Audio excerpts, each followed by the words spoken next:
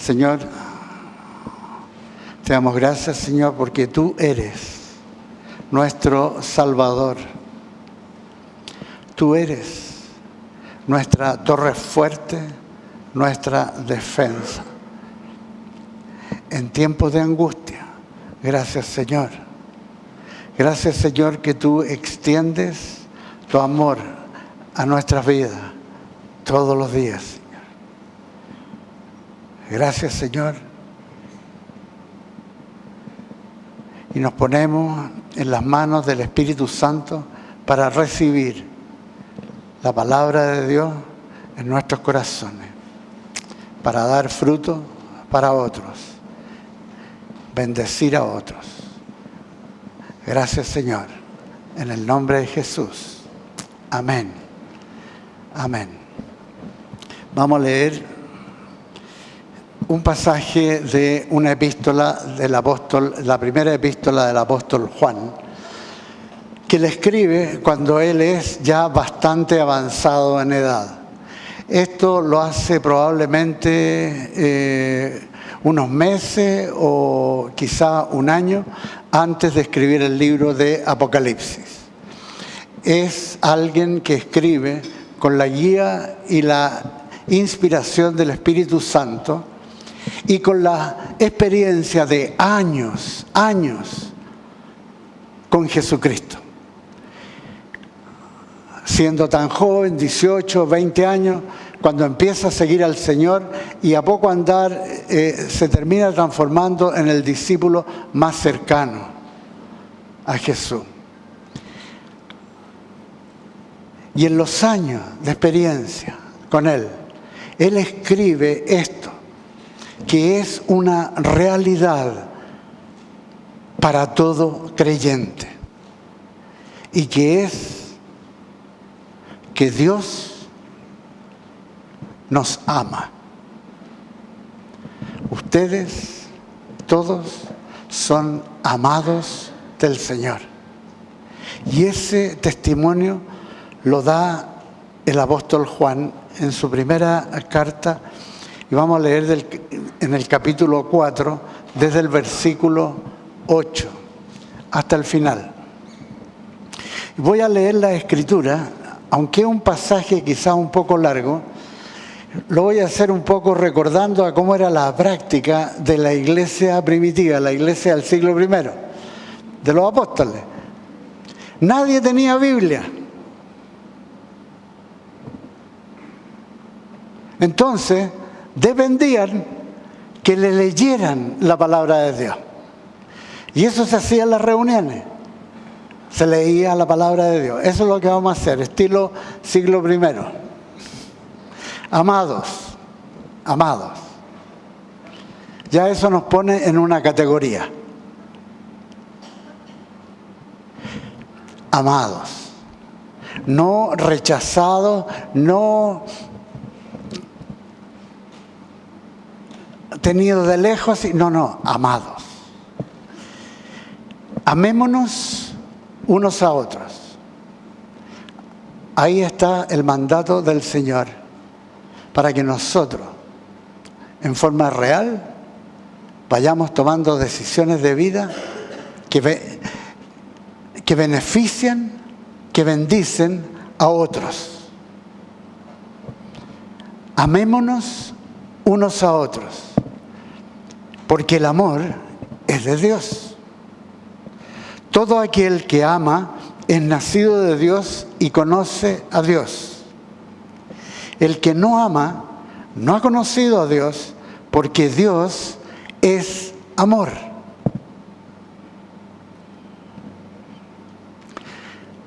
En toda la Escritura, esta es la única definición que da Dios de sí mismo.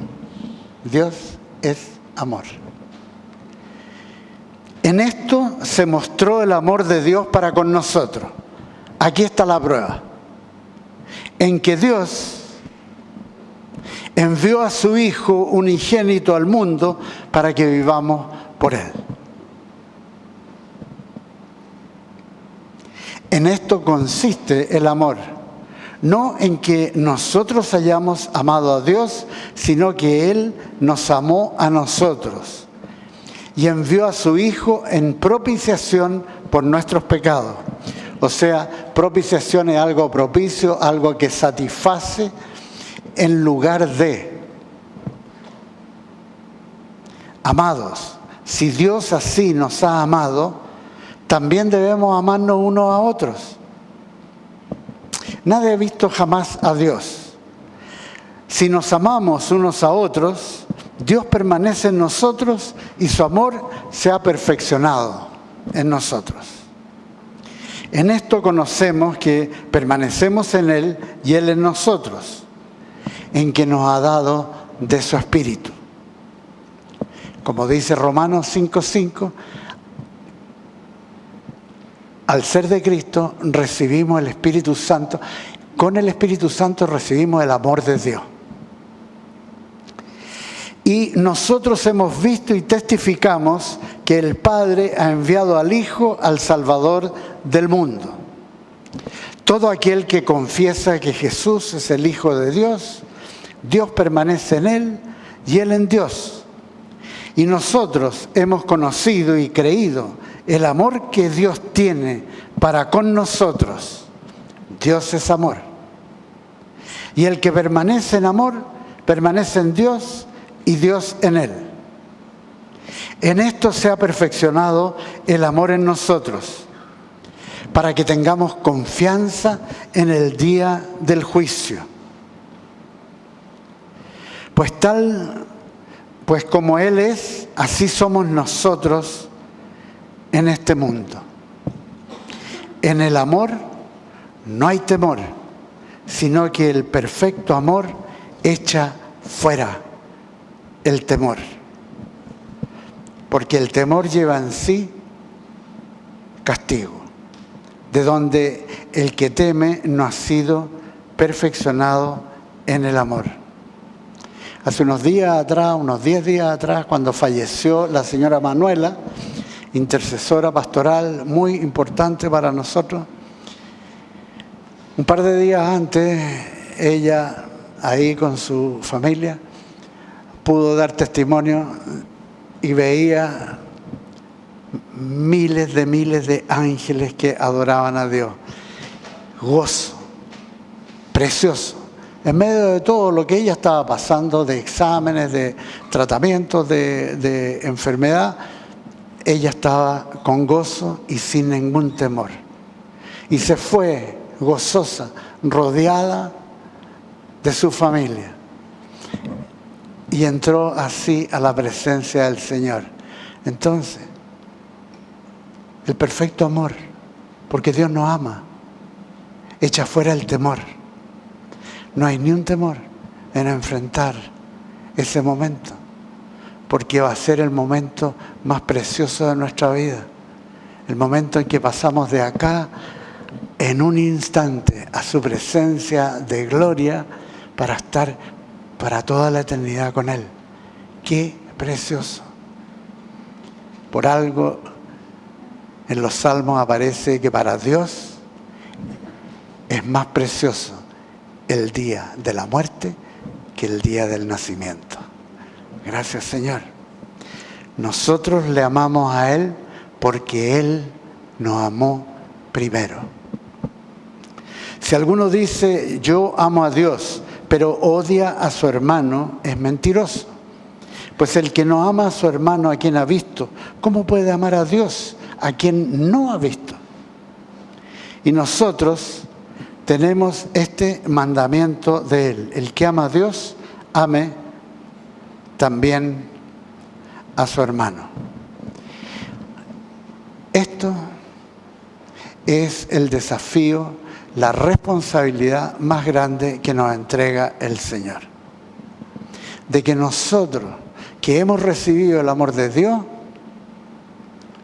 tomemos decisiones de vida para bendecir a otros, para entregarnos a los demás, amar al prójimo, en nuestra fuerza, con nuestro amor, Nosotros a lo máximo amamos a nuestros hijos o entre esposos o a una madre, pero eso es limitado. El amor de Dios es profundo, es sobrenatural y nos lleva a amar a personas que nosotros jamás pensaríamos que podíamos amar. Personas quizás totalmente diferentes a nosotros, pero el amor de Dios en nosotros se manifiesta si permitimos que fluya, tomando decisiones de vida, tomando decisiones de acción, porque el amar es acción, es un verbo, implica acción. Entonces no puede uno quedarse sentado esperando, sino que uno tiene que tomar iniciativa y ver a las otras personas en sus necesidades. Tomar esas decisiones de salir de nuestra comodidad, de nuestra indiferencia, nuestra desidia, nuestra falta de amor. Y ser usado por Dios en acciones reales para demostrar el amor de Dios a otras personas. Es lo más importante con lo que podemos tocar otras vidas, es con el amor.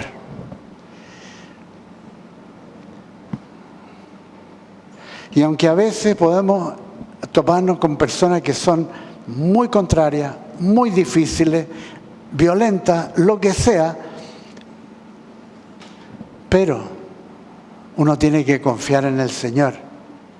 Y aunque la persona tenga toda esa fachada, pero el Señor penetra a su corazón. Y entonces, de pronto, todas esas barreras pueden empezar a caer, como muchas veces uno lo ve. Y de pronto la persona está tocada por el amor de Dios. Eso es lo que el Señor quiere que hagamos. Las cosas que Él hizo, Él quiere que hagamos. Y Él impactaba las vidas con el amor de Dios. Y eso es lo que tenemos, lo más precioso. Su amor en la cruz cubrió, pagó, tomó el lugar de condenación que nosotros merecíamos por nuestros pecados. Él cumplió la justicia de Dios y obtuvo nuestra salvación. Él, ahí en la cruz, logró evitar que nosotros fuéramos a dar al infierno, a un lugar de tormento, al lago de fuego y azufre por la eternidad. Él pagó para que nosotros nunca vayamos a ese lugar, sino que estemos con Él en gloria por la eternidad. El apóstol Pablo escribe en Romanos 3:25, a quien Dios, haciendo referencia a Jesús, puso como propiciación, o sea, como satisfacción, por medio de la fe en su sangre, para manifestar su justicia, a causa de haber pasado por alto en su paciencia los pecados pasados, con miras a manifestar en este tiempo su justicia, a fin de que Él sea el justo y el que justifica al que es de la fe de Jesús. Eso es tremendo. Por medio de la fe en Jesús, nuestro Padre Celestial, cuando nos mira a nosotros, Él nos ve no en nuestros pecados, sino que Él nos ve cubiertos por la sangre de su Hijo. Es su sangre santa que nos cubre y entonces nos da la condición de justo frente a Dios, santo frente a Dios. Podemos entrar en su presencia ahora y en el día de la muerte.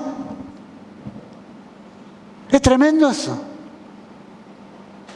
¿Cuánta gente en la historia del mundo trata de inventar las cosas más increíbles para tratar de solucionar el problema de cómo yo, mortal, me presento frente a Dios? Inmortal. ¿Cómo? Inventan todo tipo de religiones. Y no es así. Es solamente por Jesucristo. Él dijo, yo soy el camino y la verdad y la vida. Nadie viene al Padre sino por mí. Es la persona. No es nunca una religión. Todas las religiones del mundo no sirven de nada. El Islam, ¿cuántos millones se pierden? Si el mismo Mahoma no estaba seguro de su salvación. Y los hindúes, perdidos a decir basta, con más de 300 millones de ídolos, un sistema terrible. Vean ustedes, si ven las noticias de Argentina, vean el escándalo que tienen ahora, ahí una secta budista, promoviendo toda una red de prostitución y corrupción a gran nivel. Las religiones no sirven de nada. La Iglesia Católica, ¿a cuántos millones de personas ha llevado al infierno? Del Papa para abajo, están perdidos. El pobre no sabe siquiera que existe el infierno. Y con sus palabras, este pobre Papa niega a Jesucristo prácticamente todos los días. Está perdido, perdido. Y él lleva perdición a otros millones que están tan perdidos con él que creen que la religión, porque los trata de hacer buenos, de que a esa manera van a llegar a Dios. Mentira. No es lo que dice Jesucristo, no es lo que enseñaron los apóstoles. El apóstol Pedro dijo, él, y aparece en el capítulo 4 del libro de Hechos, el versículo 12, y no hay otro nombre dado a los hombres bajo el cielo en que pueda ser salvo. No hay. No es María, no son los santos, no es el esfuerzo humano. Lo mismo hace la Iglesia ortodoxa, perdida como ellos solos. Es Jesucristo, la persona, es el único Salvador, el único.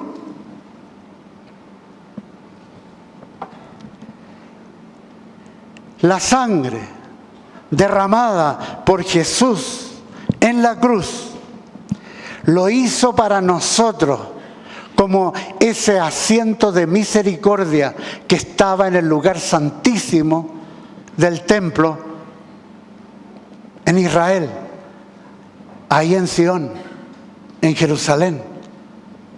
El lugar santísimo, el asiento de misericordia. Y cuando Él exclamó sus últimas palabras en la cruz, consumado es, y ahí entregó su vida, el velo del templo se rasgó de arriba abajo.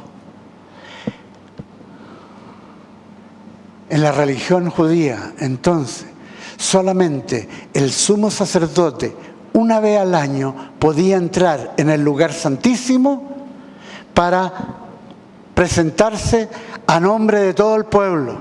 Una vez al año. Y era tan delicado el entrar, porque si él entraba sin haber confesado sus pecados, él podía caer muerto, así en la presencia de Dios. Entonces, cuando él entraba, le ataban una soga y en su vestimenta tenía campanitas que sonaban cuando él se movía, porque eso indicaba a los que estaban afuera, si escuchaban las campanitas, que todavía estaba vivo.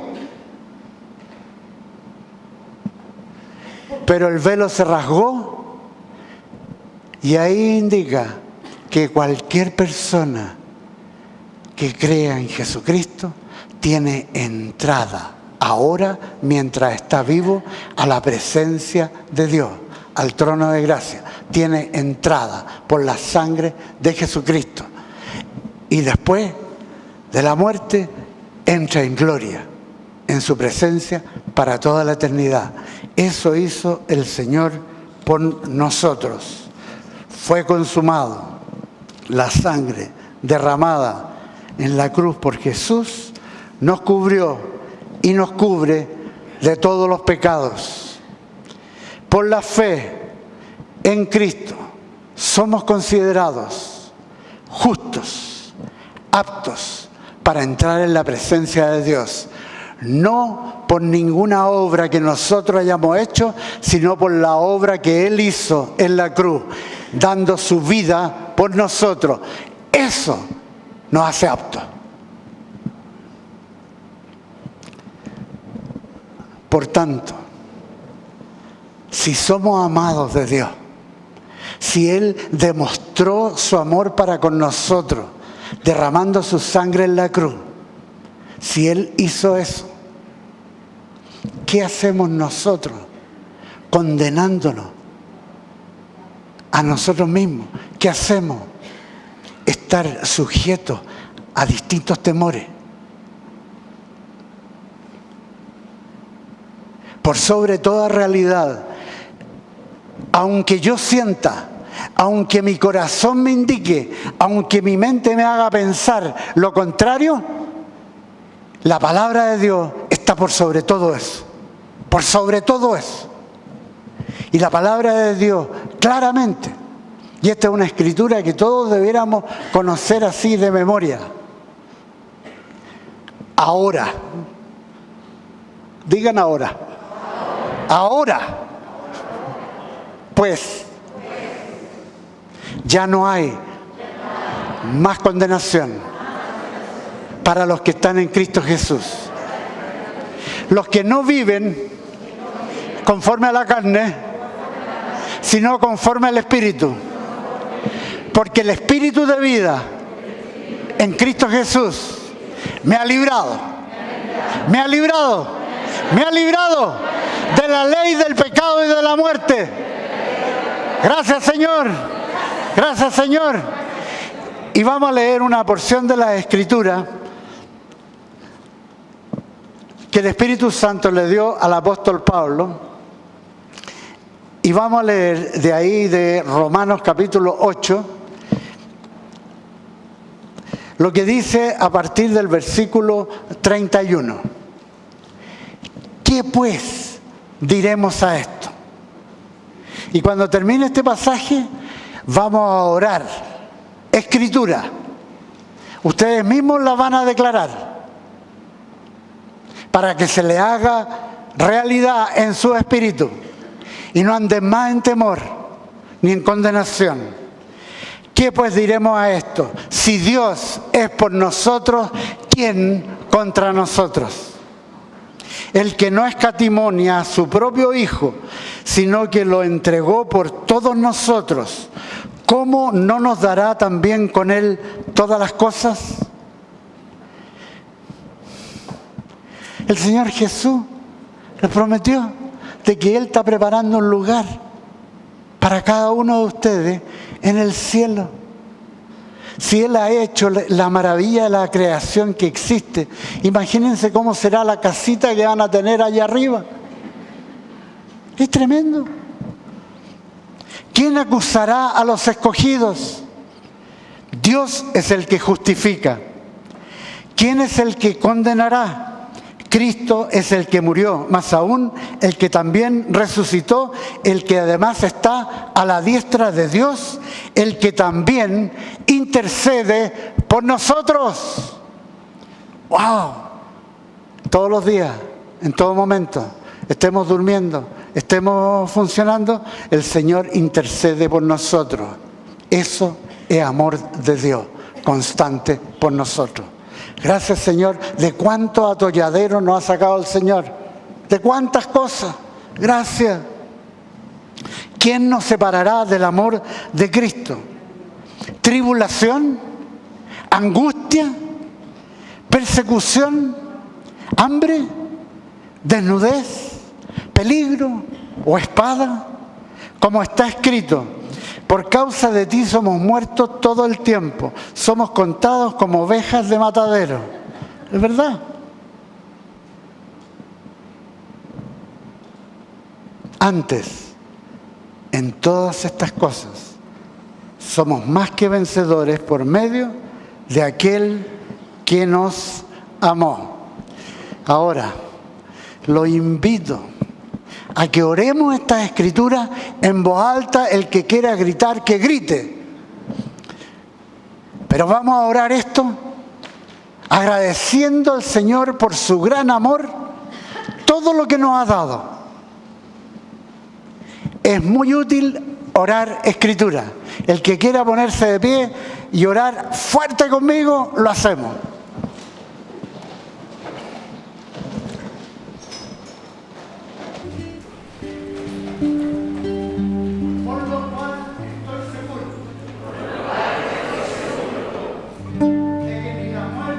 Ni la vida, ni ángeles, ni principados, ni potestades, ni lo presente, ni lo porvenir, ni lo alto, ni lo profundo, ni ninguna otra cosa creada nos podrá separar del amor de Dios que es en Cristo Jesús, Señor nuestro, mi Señor, mi Salvador, ahora y para la eternidad. Amén, amén. Terminemos alabando al Señor.